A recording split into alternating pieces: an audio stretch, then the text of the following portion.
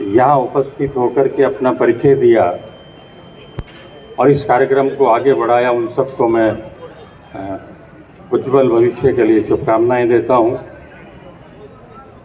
Major संकल्प यादव को मैं श्रद्धांजलि देता हूँ और उनके पिता श्री सुरेंद्र जी यहाँ बैठे हुए हैं, मैं उनके हौसले को सलूट करता हूँ।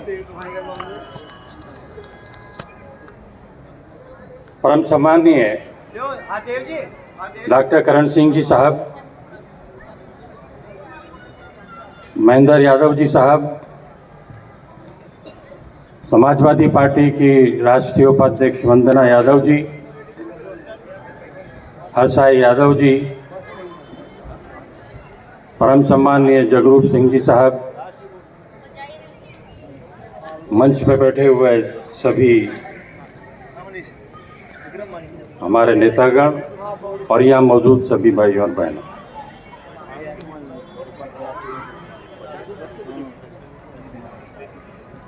समाज में समानता है तो वो समाज है।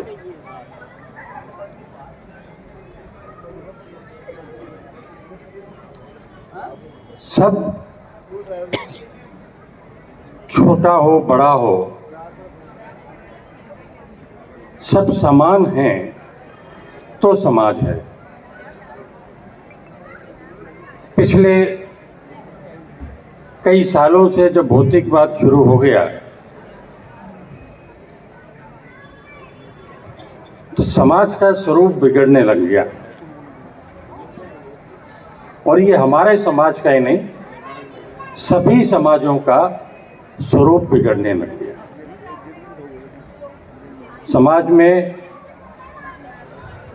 जो आर्थिक रूप से संपन्न हो जाते हैं उनका अलग तबका हो जाता है, और जो नीचे रह जाते हैं उनका अलग तबका हो जाता है। तो समाज में समानता लाने का काम समाज की जो संस्था है, ये उसकी महती जिम्मेदारी होती है कि हम ऐसे आयोजन करते रहें कि उसमें सभी तरह के लोग एक साथ बैठें, एक साथ मिलें, एक मंच से मिलें और एक विचार पर बात करें। तो मैं जयपुर यादव महासभा को बहुत बहुत धन्यवाद देना चाहता हूं कि आपने काफ़ी समय से जो कि नहीं हो पा रहा था, वो समाज का मेलजोल का कार्यक्रम, गोठ का कार्यक्रम और युवक युवतियों का परिचय सम्मेलन का कार्यक्रम आयोजित किया। मैं आप लोगों को बहुत बहुत धन्यवाद और साधुवाद देना चाहता हूँ।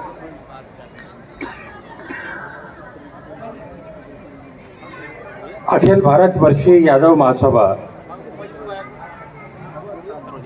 जिसके राष्ट्रीय उपाध्यक्ष डॉक्टर करण सिंह जी भी हैं और साथ में प्रदेश के अध्यक्ष भी हैं,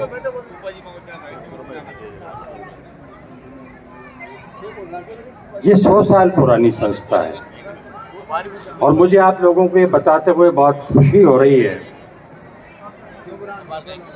कि 2023 और 2024 को हम यादव महासभा के शताब्दी वर्ष के रूप में मनाने जा रहे हैं। इन 2 सालों में जो हमारे अब तक के मुद्दे रहे हैं, जिन पर हम लोग काम कर रहे हैं, चाहे तो अहीर रेजिमेंट हो, चाहे वो जातिगत जनगणना की मांग की बात हो, चाहे वो ओबीसी आरक्षण को पूरा लागू करने की मांग हो,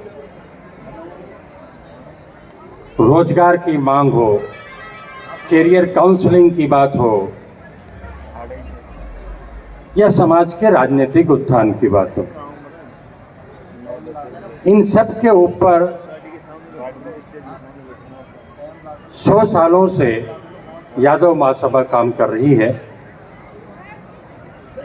इन 100 सालों में कुछ मुद्दे जो जिनमें सफलता प्राप्त हो गई, वो मुद्दे अब छोड़ दिए गए, कुछ नए मुद्दे आ गए और भविष्य में भी ऐसा ही होगा कि समय के अनुसार जो हमारी मांगे हैं, जो मुद्दे हैं, जो एजेंडा है, वो बदलता रहता है। तो ये 2 साल हम शताब्दी वर्ष के रूप में मनाएंगे और इन 2 सालों में यादव महासभा की जो ब्लॉक की इकाई है, जिसको हम राजस्थान में तहसील बोलते हैं, तहसील के स्तर पर यादवों की सभाएं की जाएंगी और अधिक से अधिक संख्या में, बल्कि आप यूं कहिए कि उस ब्लॉक, उस तहसील का के हर परिवार को उस सभा के अंदर आना, उस जाजम पर बैठना आवश्यक होगा। ये हम अनुरोध करेंगे। तो ब्लॉक लेवल पर हमारा सबसे पहला कार्यक्रम होगा, पूरे देश में होगा। उसके बाद में जिला स्तर पर शताब्दी वर्ष के कार्यक्रम होंगे और मैं आपको यहाँ बड़े गर्व से एक बात कहना चाहता हूँ कि यादव महासभा